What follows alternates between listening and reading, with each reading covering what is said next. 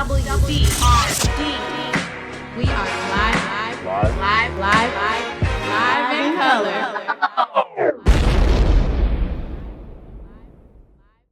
All right, what's up, Ball State? I'm Logan. Yo, Anthony, JBG. Yo, it's Henry Wave. What's good? And I'm Adriana.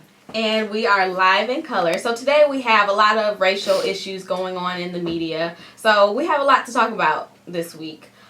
First, we have Chloe Agnos. A lot of people know her here at Ball State. She's been kind of being talked about because she's been voted for the most impactful senior. Is that most outstanding senior? By a black sorority. Yeah, and it's... It was a black sorority? No, I think it was just for the university in general. Yeah. You're talking about the Academy Awards. But no. She got recognized there too? Yeah, I said she got recognized there too. She got recognized for She got nominated for most impactful senior. By the AKAs then? Yeah. Oh, they I must scared be I said something wrong. Right. He was like, I didn't think it was. How was that kind of stuff? I didn't think it was for the AKAs, but okay. Either way, the big issue was the most outstanding senior. Yeah, and for people who don't know, she was discovered to have a Confederate flag. I heard she says Confederate battle flag. Right. Either way. I mean, but she says there's a difference. Right, and I looked at that. She said there was a difference, and I looked it up, and I didn't see the difference. Yeah, that's the same old thing, man. What you battling? Right. It was right. They're all battle the flags. same thing. It didn't matter. In either way, the flag still represents history, the Civil War, and states that were for slavery. That's what the flag represents. What the flag was, yeah. And so people are trying to act like, oh, well, it's your heritage, it's where you came from. But see, they don't understand though, because they're reading what she said in her article from 2013 about how it's not actually symbolizing that. She's I don't even know where she's getting this from, because she's telling people to read their history books better, and I was like, I got ancestors that were going through that. My whole thing is just like, it's not like, it would be one thing if that was a country flag, and then it's like, well, I mean, it's the country's flag, like there's a lot more than just a racism or whatever, but like, I mean, it's literally a flag made under the United States for the people who were for slavery. So like, I mean, what is there to even argue about for that? Is what I don't understand. Like, I don't know. I guess her thinking is, it represents because she's from down south.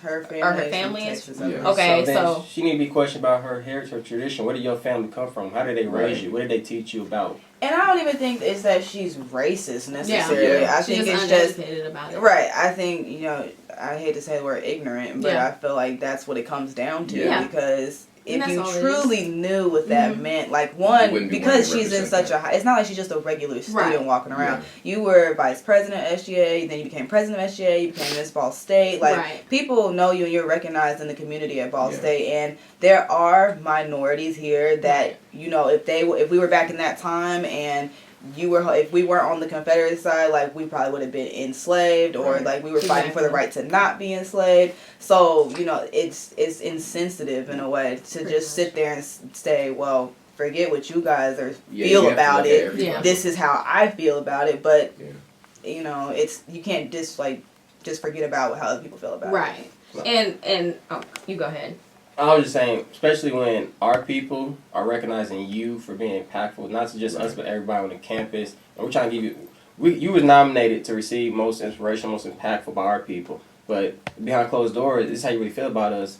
Then I feel like, that's not fair. I feel like you're just using us. And like I said, I don't even think that's how she really feels about black people. I think she just doesn't understand what it means. So. Okay. And another point I wanted to bring up before we wrap up this portion, she did make a statement saying that she wasn't racist because most of her friends are black or Asian or Hispanic. Typical excuse. Typical excuse. Just wanted to point that out. That's like my most hated phrase for anybody to say. I believe her, but I don't hate it. I don't like when people say stuff. I hate when people say that. That's such a cop out. It's so stupid, but. We're going to move on to another topic that's been kind of a hot issue in the news recently. Martise Johnson, he's Kappa in the Kappa fraternity at University of Virginia. He is in the honor committee at University of Virginia. So he's been recognized for a lot of positive things, never been arrested, anything like that. And recently he was arrested for allegedly he was having a fake ID, trying to get into the bar. Beat up to a pulp as well. Yeah. So he's 20 years old. 20. And they're saying that he tried to get into a bar with the fake ID. And whether or not that's true, you know, that's not right necessarily, but the way it was handled was the problem. Yeah. Like, I honestly do believe that it happened, that he was trying to get into a bar He's and everything. College. Yeah.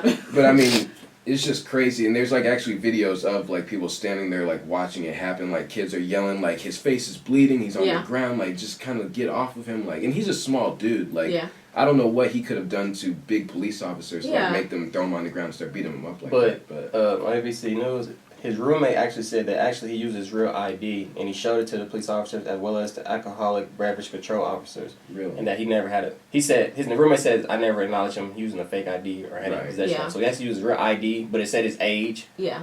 But they could have just told him he wasn't allowed to come in. He didn't have a fake ID. Yeah. Right. That's what I read, that he had something with an old address or something like that. Yeah. And so they might have thought it was a fake he was lying. I don't know. But I thought it was interesting because some UVA official said that he wasn't intoxicated, and the report from the police said that he was intoxicated and he was going to be held in the prison until he sobered up, but he was never drunk to be sobered up. So probably unconscious. Maybe in a hospital. It's so hard for stuff like this because like nobody ever knows like what exactly happened. Yeah. Like because nobody was there, but like you just have to take whoever's side you feel is right. But I mean, it's just like I just don't know why the cops have to. And it might be so forceful over something that's so minor. Small. And, just like I don't know if they consider them like real cops. I don't know what ABC, alcohol beverage control. Yeah, they were saying it was just like some college cops or something. Yeah, I don't know I don't know if that's like the equivalent to RUPD or like what that would be. Though they even said it like in the report that he wasn't being like forceful. He wasn't sitting there trying to fight the police. And like this is not the first time that you've heard this in the news where some black kid is getting like abused by the police and they're not even like resisting. Like they're just take me into custody. What do you gotta do? But then you are taking it too far. Yeah. So. I just don't, like, I mean, there was people right there, though. Like, it's not like this time it happened in the back alley and nobody was there to see it but the police and him. Like, there was several people right there filming it and, like, standing there and trying to get away and stuff. They're in front of a There's club. many witnesses there. So, yeah, like, I don't get why, I don't know. And my question is, what's the consequences for the police officers? Like, there's clear apparently there evidence. Like, it's like, at this point, like, obviously officers know, like, everybody's got a smartphone nowadays. Right. Like, there's somebody that's probably going to record it. It's going to get put online. But why is there no consequences there? Like, there's evidence that it happened. That badge gives you away with a lot of stuff. Yeah. Or they don't even try it. And I don't think that I don't think they want to like damage the image of police, even though it's already been damaged. They do it themselves. They do it themselves. Far down the point. But yeah, they think like, well, I mean, if we get rid of these cops, like, I mean, that'll be bad. But I don't know. It's stupid. Yeah. All right. Well, we're gonna have to wrap this up. But sadly, another. It's a bad world. It's bad. Sorry. It's crazy, no good news. And I don't know. Is this stuff new? Like, is it just stuff that's resurfacing? Has this not been happening? Like, it's just under wraps. Like, but a news story. 6th grade girl got called the N-word at school. A post-it note on her locker saying that N-words don't belong. Yeah. At school, 6th grade, 11 years old. What 6th grade wants to find a note like that? You want to get like a note? Would you go out with me? You think I'm cute? Yes or no? This isn't the first time. First, she was called an N-word by a classmate in the hall. Then she found a note on her locker that told her to watch her back. And then this past week, she found a note that said that N-words don't belong. This is getting scary. Like, it's like the age is getting... It's going back to how it used to be back in the day when even little kids were going around saying like a bunch of racist stuff. It's ridiculous. And just like that Snapchat story that we talked about a couple weeks ago. That's what I'm saying. People back in segregation day, they didn't get rid of their racist ways. Yeah. Just because the laws changed, it doesn't mean that, I'm forced to like black people. They still didn't like them. Yeah. So they still gonna raise their kids, make sure they don't like them as well. Yeah. But it's like I thought for a while things were at least getting to the point where like little kids wouldn't be saying blatant stuff. Like they wouldn't even know about it, or they would just keep it at home or something. She's in 6th grade though. She's not necessarily a little kid. Like I know, but 6th grade still. It is like, young, but I mean, like they're still the age where they can hear what their parents might be saying and they can repeat it. You know, like it's not like innocent kid who's like 5 who maybe doesn't even know what they're saying. Like they know what they're saying. They're purposely doing that. And think about from the Trayvon Martin situation. Every time he or she sees their parents watching this stuff, how they reacting? They're probably commenting some negative thoughts where they're hearing it. They're gonna go back to school and tell their friends. Right. I don't know, and I do recognize what you're saying, because I remember when I was in like 5th or 6th grade, that's when the Obama election started the first time, and that's when I went to a predominantly white school, and like that's when all the kids started saying like, oh, Obama's Muslim and blah blah blah. Yeah. And, like, I don't believe anything in the media. Yeah, my parents like were voting for Obama, so like I was like, well, I support him, and they would be like, get mad at me and stuff. I was like, what? A lot of us do what our parents do. Yeah. It's very like it's not. I don't know. I want to say it's very rare, but it is probably more rare to see somebody going the opposite way of their parents. Like if you're raised a certain way, it's not completely your fault. Like of course you have your own choices that you can decide from, but if you're raised that way and if you keep teaching it, like it's never going to go away. Right. So I don't know that it's just like it keeps coming up. Maybe it's just they're just now starting to really report on it. And I'm sure it's been happening. Like I can think of stuff when like maybe when we were in middle school, like if you went to a predominantly white school and like you know. It might not have been as serious as like some right now, but there's stuff that has happened that you know, like okay, I'm not being treated the same as some of the other students, but it's not being reported about. Yeah, and I think a lot of us can attest to that. But further than that, though, I think you had said that the person had gotten banned, right? Like the well, first off, got banned. No, her parents got banned. Her parents got banned. Her parents got banned from the school because for complaining about the incident. That's what I saw.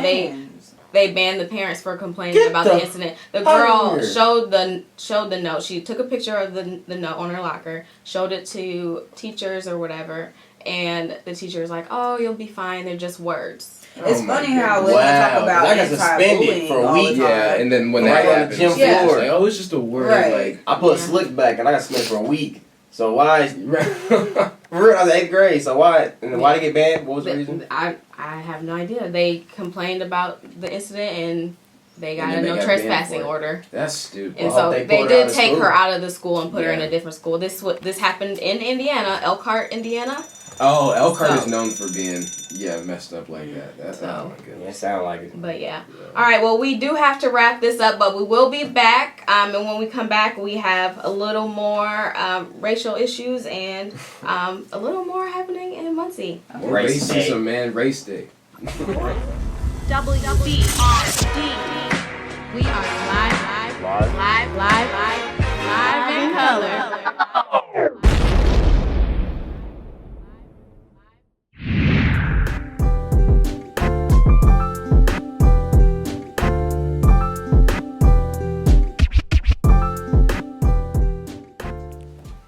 Okay, we are back. Our next topic is the white genocide theory, which is an idea that whites are basically being pushed out by immigration and everything.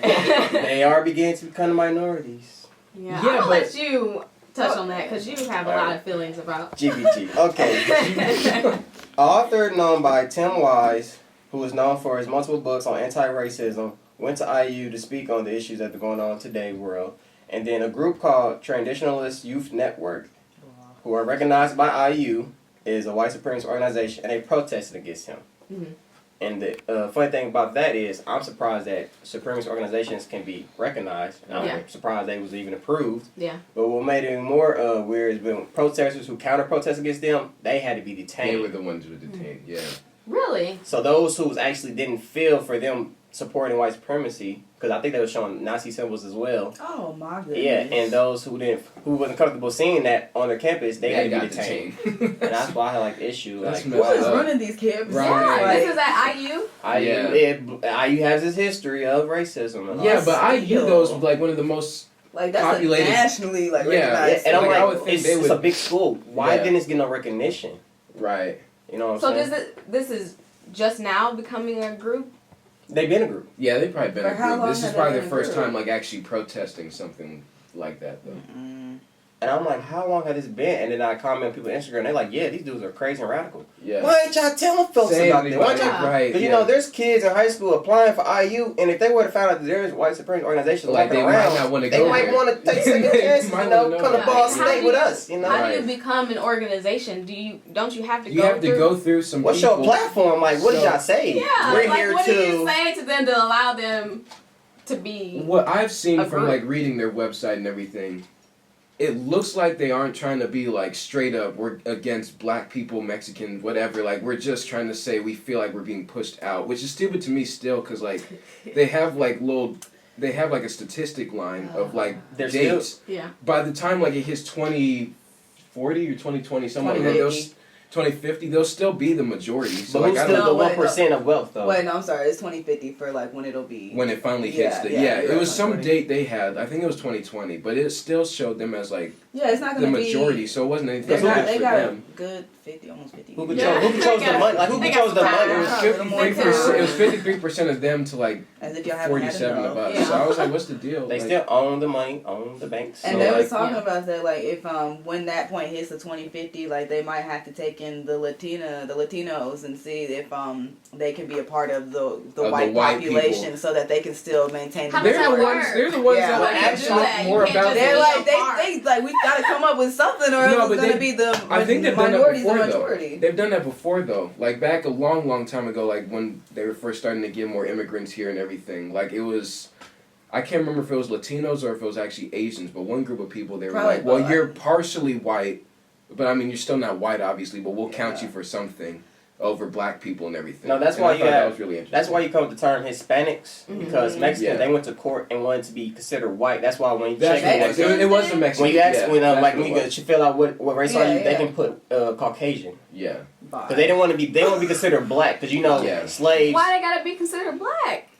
No, they didn't want to be considered black, because, you know, the slave trade started in the like, why islands. do they have to be, if they're not white, why do they have to be black? Mexican. Yeah. Well, since we know, blacks are Americans, and they know they immigrate, so they're like, hold up, but we don't want to be considered. We want to be considered white because we want to. Yeah. We came over here to work with them, not blacks. They don't have their own identity What here is wrong yet. with black people? They're like, why? Yeah. everybody black people.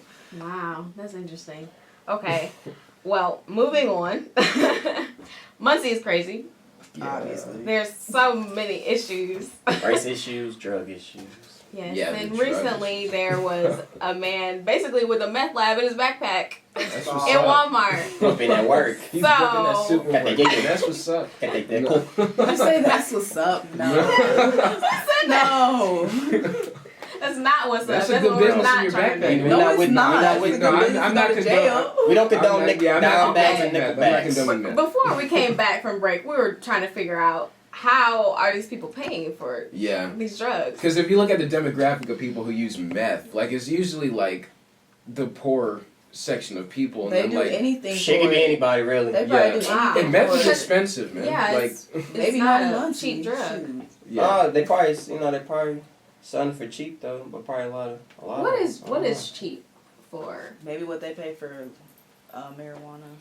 I think it would still be a little bit more expensive than that. Probably, but I mean, like, But if you it's- look at the demographic of Muncie and like the Yeah. the poverty levels, I'm just like, who's buying it? If Yeah. it's that It's usually expensive. from what I've seen, like the people I know who have done meth. Oh, It's you usually, know? I actually, I worked at T-Vine over Not the playing. summer, and like a few of my coworkers, like there was one who had straight up messed up teeth, like only a few my teeth, gums were black, and she was like, oh yeah, I used to do God. meth regularly and everything. What? Open about And then it. one of the other people who was like seemed normal to me, like even she was like, oh yeah, I used to do a lot of meth and stuff. And this is Is in it Muncie? No, this was back in Indy. Oh, But I mean, but Oh. I know where they're from though. It's usually like the more country like hit people, I guess. Like I mean, Hipsters. not to be Don't like stereotype. yeah, not to stereotype, but I mean that's usually though. I mean that's at least the demographic that I've seen from people who. Oh yeah, demographics are kind of a stereotype, so it's cool. Yeah, bro. but I mean it's just how you do it though. Like I just don't don't know. understand how you even go about getting into the yeah. meth game. Like, how do you tell somebody, What hey, you just- bro, I got the hook right? How you say in my without backpack? getting right? And then how you deal without getting locked up the next day? Like, yeah, I don't like, know. how do you feel safe? Maybe it's because of the poverty that people are getting creative with how they make money because they out here in these streets. Everybody got to be a hustler. I mean, meth is very addictive. So I mean, so once you get them once, then they're gonna come back. Yeah, much we don't want to take, but if you take one here, best believe you gonna want some more. Yeah, my idea of meth is basically what crack was for the black population back in like the 70s and everything. Mm-hmm. Like I mean, you put it in little bits, and then like people start getting hooked on it real fast, and then it just starts blowing up. I mean, that's kind of how 100 bottles of pop. You know. Okay, so how do you even? Okay, well, never mind. Let's go ahead. Oh, sorry. We've been having some good discussion today. Jordan his little hand. It's our guy in the background. Put him on camera. Little hand. Oh shoot! We're gonna cut that. Anyway, so he gonna cut it out. Amber Rose is having a slut walk. Slut walk. For those who don't know what a slut walk is, it's basically like a campaign for stopping like victim blaming and things like that. So they dress up in like skimpy clothes and short skirts and what people would deem as slutty. Basically. Yeah, basically what people would call slutty attire, and they walk the streets. And basically, processing victim shaming and victim blaming. I actually respect the movement.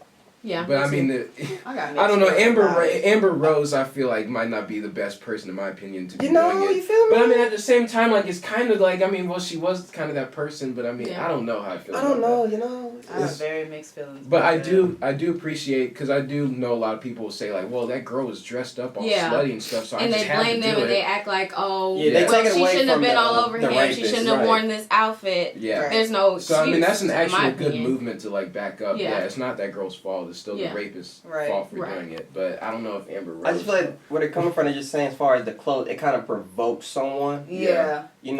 But I feel like they try to take it away from the rapist. Like, it's not his fault. It's all. Like, don't do that now. Right. It's still his fault because he's the one that's still hornball, I think, like, what you put out there is, like, people will perceive it as a certain thing. Like, certain things you don't wear to a job interview because you want to get the job. You want to be perceived as a professional a certain way. If you're wearing certain things, like, you have to know in your head that you're sending a certain message out regardless of if that's what you're intending to do. So I'm not saying that makes it right by any means, because it's never right. It's never the victim's fault. Right. But I do think that you have to look at yourself you have to be aware. too. Yeah, and just say you have to be aware and know. Yeah. Like, so that's kind of the things that happen. Like, even if people tell you don't walk out by yourself at night. Right. Don't walk home by yourself at night.